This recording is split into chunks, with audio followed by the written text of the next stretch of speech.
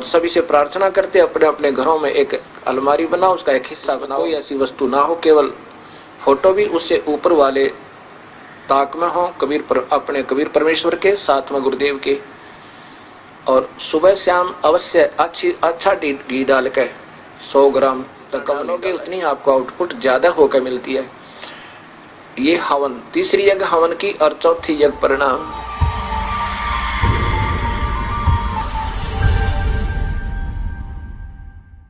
ये नहीं कहा जा सकता कि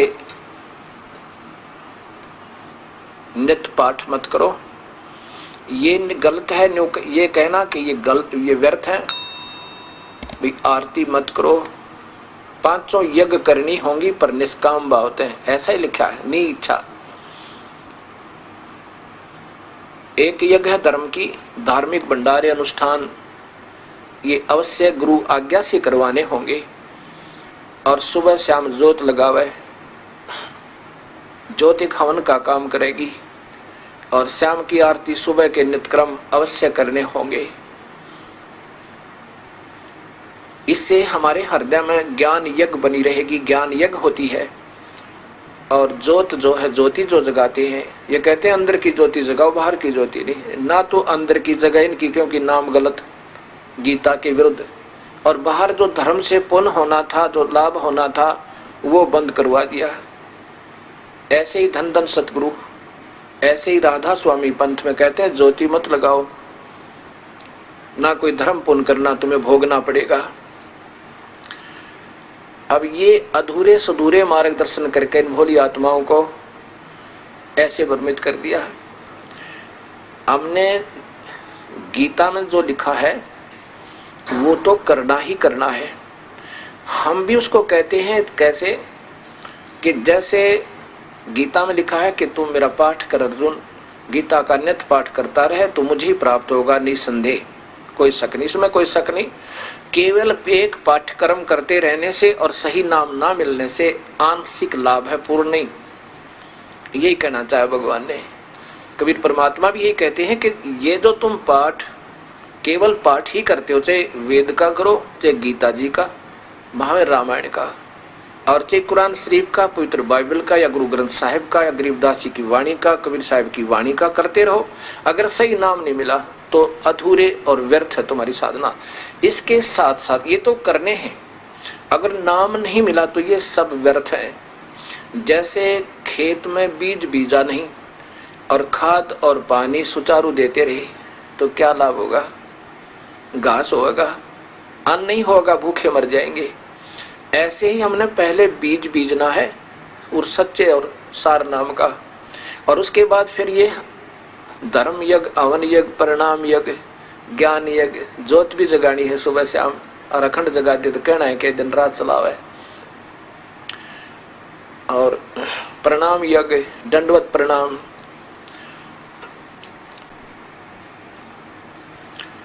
मूर्ति अवश्य रखनी अपने घर पे, मूर्ति की पूजा नहीं सत्कार करना है।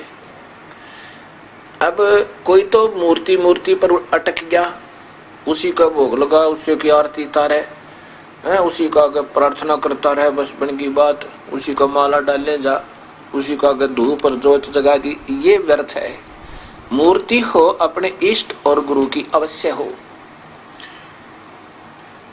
और दंडवत प्रणाम करे उनको, सीने से लगा अपने गुरुदेव की मूर्ति को, अपने इष्ट की मूर्ति को।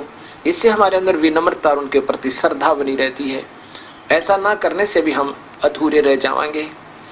केवल मूर्ति ही पूजता रहे, ये कबीर साहब ने खंडन किया। नादानो, तुम केवल मूर्ति पर ही आश्रित हो गए, मंत्र से ही जाप कर नहीं रहे, इसलिए मूर्ति पूजा का खंडन किया। लेकिन मूर्ति का होना अति आवश्यक है, उसे देखते हृदय में गदगद हो जाता है। जैसे हम किसी ऋषि महर्षि की मूर्ति देखें, आत्मा में भक्ति की प्रेरणा जागृत होती है।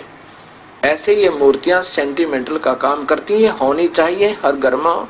मंदिर में, घर मंदिर अपना एक कोने में मंदिर बना लो, एक अलमारी में, उसके एक ताक में, एक हिस्से में अपना मंदिर बनावे, मूर्ति रखा अपने गुरुदेव की, अपने इष्ट देव की, क्योंकि इष्ट देव की पूजा अवश्य होनी चाहिए। उसकी मूर्ति भी होनी चाहिए। जैसे कबीर साहब हम सबका इष्ट है, और ब्रह्मा विष्णु महेश के पिता निरंजन ज्योत निरंजन काल भगवान गीता में जो कहता है उसका भी इष्ट है। 18वें अध्याय का 64वां श्लोक निष्पक्ष भाव से फिर दोबारा सॉल्यूशन करके देखो उसको। तो हम सबका इष्ट देव तो कबीर परमेश्वर है, उसी की मूर्ति, और साथ में वो गुरुदेव जो सच्चा नाम देता उनकी मूर्ति अवश्य घर में हो, और फिर ज्योत लगावे। धूप जरूरी नहीं है, धूप तो केवल धुआं धुआं करती है। हवन का काम घी न करना, और हवन अवश्य करना, ये भी यज्ञ। 5 यज्ञ करते हैं हम।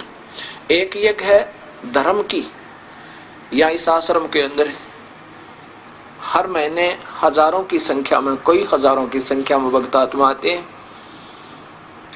और यहाँ पर उनके भोजन की व्यवस्था फ्री मुफ्त होती है, कबीर परमात्मा की कर पाते हैं। और ये धर्म यज्ञ हो गया। प्रत्येक पूर्णिमासी को 3 दिन का एक पाठ चलता है गुरु ग्रंथ साहिब का, गरीबदास जी की वाणी का,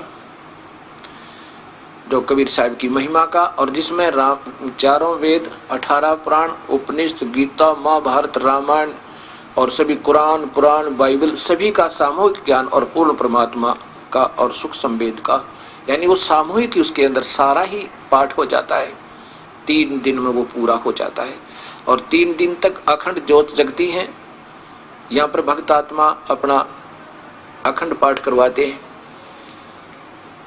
जितने भी पाठ होते हैं, जैसे कभी 100 हो जाते हैं, कभी 125 हो जाते हैं, उनके नाना अलग अलग से, उनकी अलग से ज्योति 3 दिन जगती रहती है।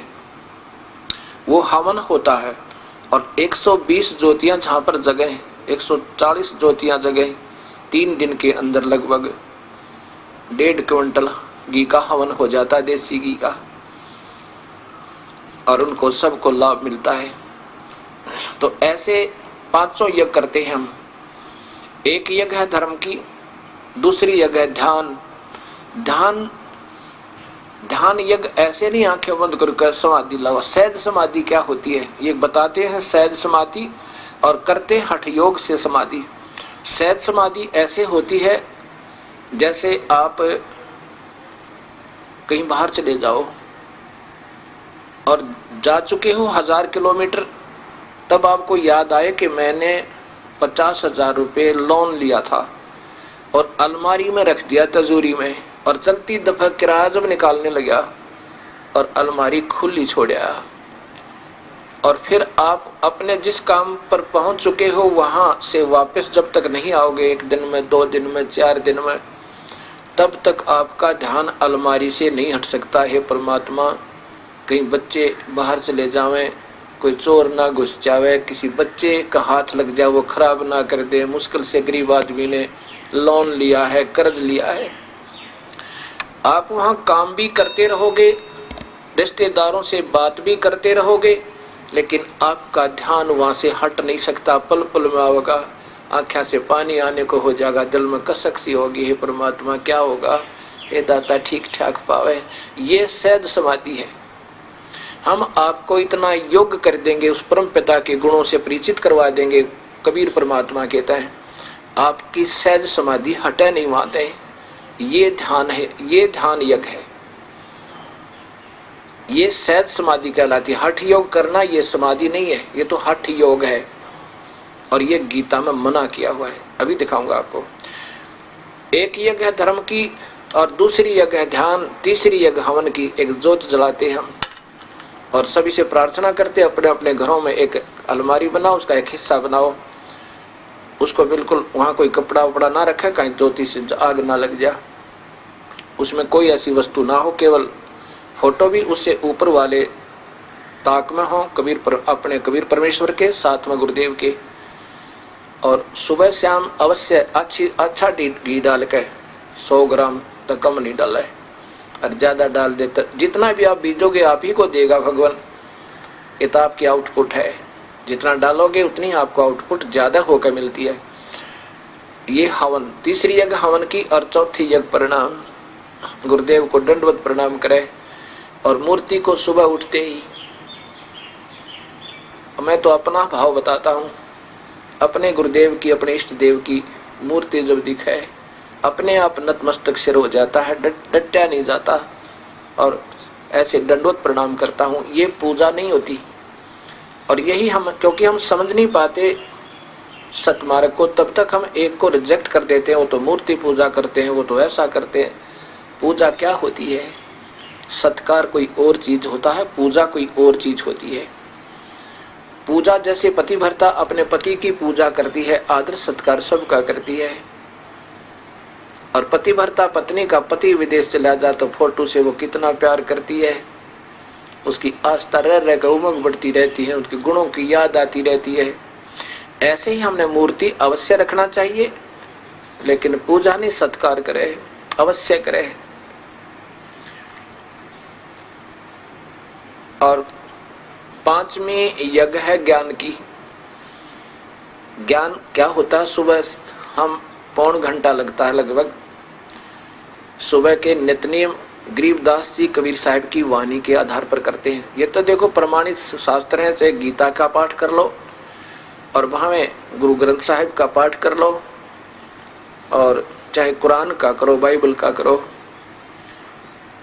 और ये ज्ञान यज्ञ कहलाती है, जिसका गीता जी में कहा कि तू मेरा पाठ करता रहेगा, गीता जी का पाठ करता रहेगा अर्जुन, तो तू मुझे ही मिलेगा। क्योंकि काल के जाल में रहेगा केवल पाठ करेगा तो, और सही नाम मिल के साथ भी करेगा, सही संत से नाम लेकर ओम नाम का भी अगर जाप करना है तो पूरे संत लेकर, इन और नामों का नहीं। कबीर साहब कहते हैं कोटि नाम संसार में उनते मुक्ति ना हो, तो करोड़ नाम है उनते मुक्ति नहीं होगी। और सार शब्द मुक्ति का दाता जाकू जानना कोई। अब ये ऐसा विवरण होता है इसका। अब